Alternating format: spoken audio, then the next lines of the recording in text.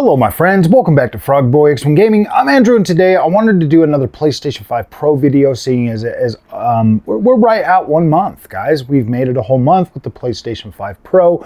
And you know, first guys, the one thing I want to do is I want to apologize to the PlayStation community for the way I acted back when the original, when PlayStation 5 first launched. I was like really into the Xbox brand at that point. I still am, like I still am 100%, you know, behind Xbox and in the future that they see, the path that the Xbox has taken. Like, I do believe in that, guys, and I am grateful that Xbox is bringing some of their games to the PlayStation platform. That is really cool. That is really good for gamers. We need more of that. We need more options. We need more. We definitely need more games to play. That is for sure. So yeah, guys, I just wanted to apologize. I feel like things were starting to get a little hectic back in the early days of the channel. You know, it was starting to turn into like a console war type thing, and that was never my intention to be that. But you start getting that attention, and things start to just kind of go, and you start getting into a weird mindset. And I'm grateful. Like, I'm grateful. I'm truly grateful to the PlayStation 5 Pro. For actually helping me get out of that mindset with PlayStation, because I've been happy with mine. I've been honestly happy with mine. And, you know, I look over across YouTube right now, guys, and social media and stuff, because obviously, you know, because of the community we've built, we've got Xbox guys, we got PlayStation guys, we got PC guys, we got sim racers, we got carnivores, we got everything, because we do everything here at Frogboy X1 Gaming, tech and racing. kind of messing around with rebranding a little bit. Frogboy GTR, Frogboy X1 Gaming, or Frogboy X1 Gaming Tech Racing. So Frogboy X1 GTR, yeah, I don't know, it kind of sounds cool. I like it. So, but here's the thing, guys. So I've spent a month with PlayStation 5 Pro. I've been able to go back and test out a lot of my games. And if you know, I mean, if you were here in the beginning of the channel, you know that things like enhanced backwards compatibility, being able to get like free upgrades for my games and stuff like that, you know that made me happy, and I stand by that. So you can't say I'm not consistent, period. You can't say I'm not consistent. There have been a handful of games on the PlayStation 5 Pro that I mean, yeah, we could nitpick them. I mean, easily, guys. There's plenty of stuff that I could go through on the PS5 Pro and seriously nitpick. I could, like, the checkerbird hunter literally could return, but why? What's the point? What's the point? There's people out there that are going to 100% buy this game and never buy this PlayStation and never even see those games and be just fine with this. I literally had to go out of my way to buy them, to test them, for that to even appear in this PlayStation experience. And when I put my PS5 Pro on a 1440p monitor, that went away immediately. Like, I didn't even see any of those imperfections anymore. It was just gone. Like, it just looked good. But I am going to tell you this right now. If you are on the fence of, you already got a PS5 and you've already got the disc PS5 and you're considering a PS5 Pro, maybe get a 1440p monitor. I feel like that would be, I mean, you could use that $700 plus or $800 budget to literally get a top of the line LG OLED freaking 1440p monitor. And you would have essentially the same, pretty close to the same experience that I'm getting right now. The only thing that you would lose out on is clearly having that ability to swap between 1440p and 4K. There's a lot of games that look absolutely incredible running at 4K on the PS5 Pro. There are. And all the little haters out there can do whatever they want to try to downplay that however they want. But PSSR, when it's done right, it literally trades blows with any other upscaler on the market, and it looks good. Having games like Final Fantasy VII Rebirth come to life and look incredible games like Horizon Forbidden West, Horizon Zero Dawn Remastered, Last of Us 1, Last of Us 2, Spider-Man 2, like all of these games, Gran Turismo, having a better overall experience in VR, all of the VR games that I've bought, like there's just so much more to be positive about than there is to be negative about. There are some games out there that clearly would look better. I don't necessarily think they look better because you can see the 1080p on those when it's on a 4K screen, but obviously if you've got a good display, it's going to upgrade, you know, it's going to upscale it. But I tend to think that like the overall detail in the PSSR games look better, while the overall clarity can look a little bit better on the PS4 or on the PlayStation 5 version of them, just the base PlayStation 5 version.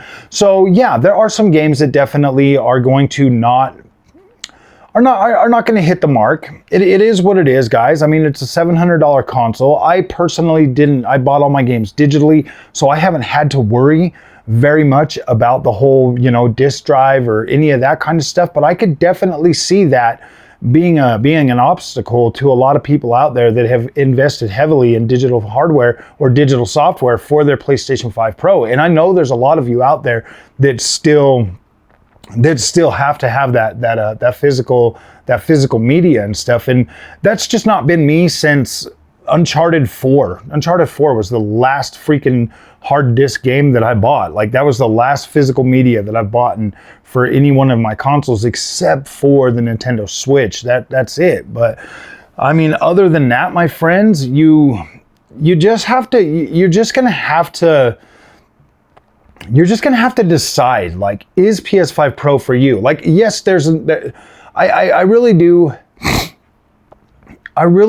regret making fun of PlayStation 5 when it first came out. Like, yeah, obviously we were getting cross-gen games. They were doing fine. And we start getting the next-gen games and they start dipping. And instead of, you know, I mean, I guess you can kind of say that my tune kind of changed after I bought a 1440p monitor. I wasn't as, you know, gung-ho on being hard on it. I just kind of threw my hands up and was like, all right, let's just give PC a chance. Let's just really see what PC has an offer. So what I'm going to do going forward, my friends, is I do like the PlayStation 5 Pro, but we are going to run it head-to-head with a high-end PC. We're going to run it head-to-head because I want you to be informed. I want you to know exactly what you're buying. So from now on, I've bought a whole bunch of games on here. I have those same games on PC. I'm going to do some side-by-sides. We're going to run PC max settings 4K versus PlayStation 5 Pro so that you guys can see that, yes, the PlayStation 5 Pro version does look good, but when you see these on PC and you see that extra clarity, you see that everything that you wanted, and yes, we're gonna utilize, if it's got FSR, we're gonna do the full shebang for the visual quality to kind of show you, you know, because there's a lot of people out there that really hate on FSR, and when you see FSR at native 4K, fully maxed out in the quality mode versus what you get on a console, like, yeah, you're going to be like, well, you're going to be blown away. You're going to be absolutely blown away. And I'll show you that, like, firsthand.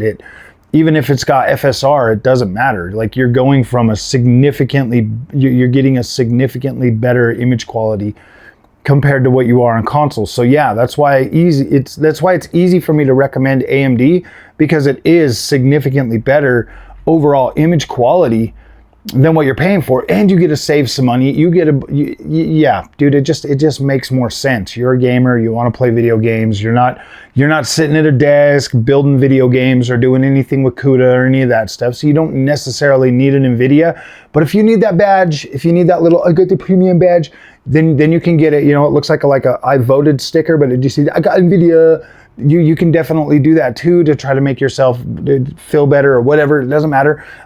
Trust me, I don't judge anybody. Like, I bought NVIDIA first. Like, seriously, I was like, yeah, NVIDIA is the best, and I bought it. But AMD's made me the happiest. AMD has absolutely made me the happiest.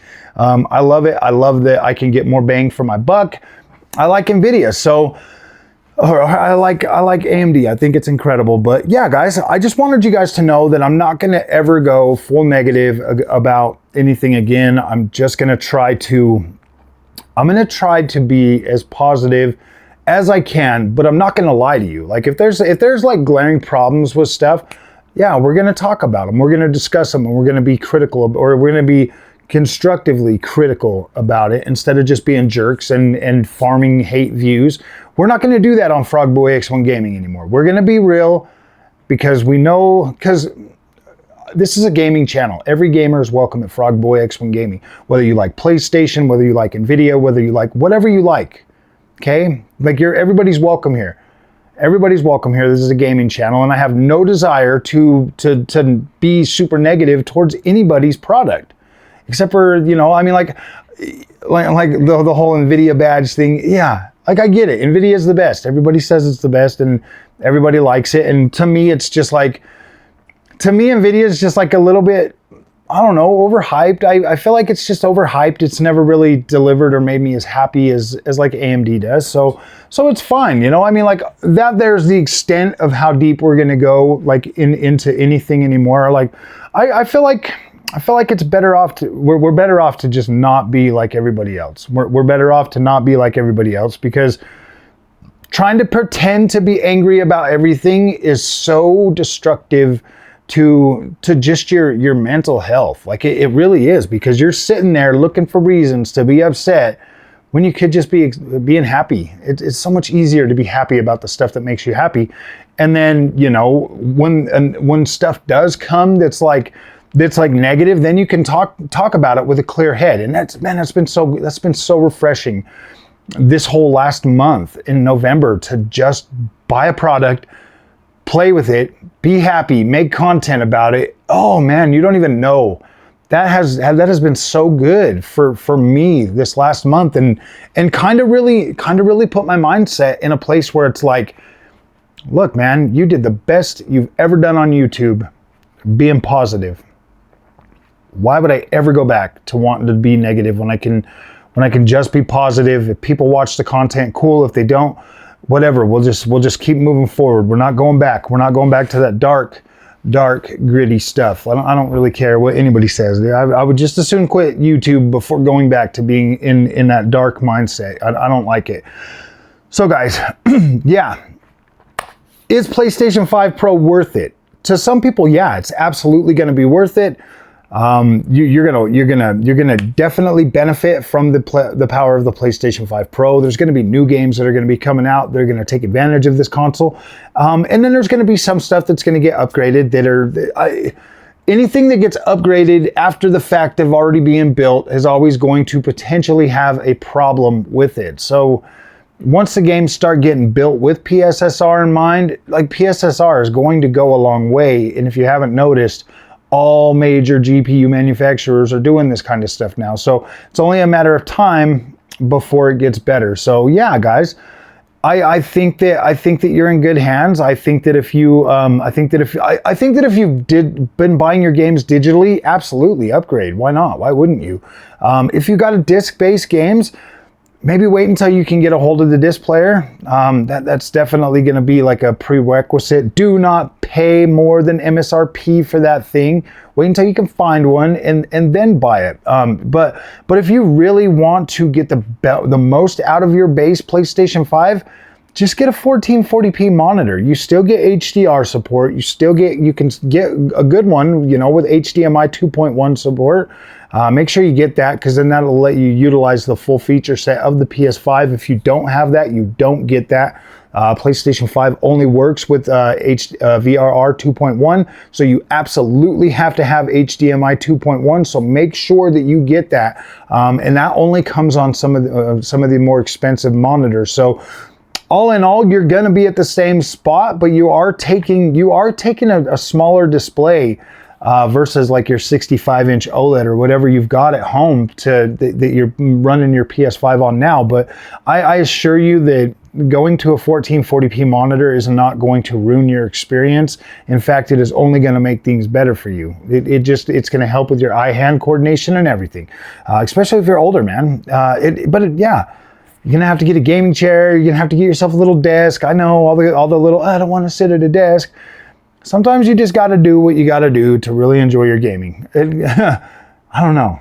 I personally, yeah, dude, I don't know, man. I'm enjoying being able to play my video games at a desk. I like it. I absolutely freaking like it more than when I was sitting in the living room on a couch.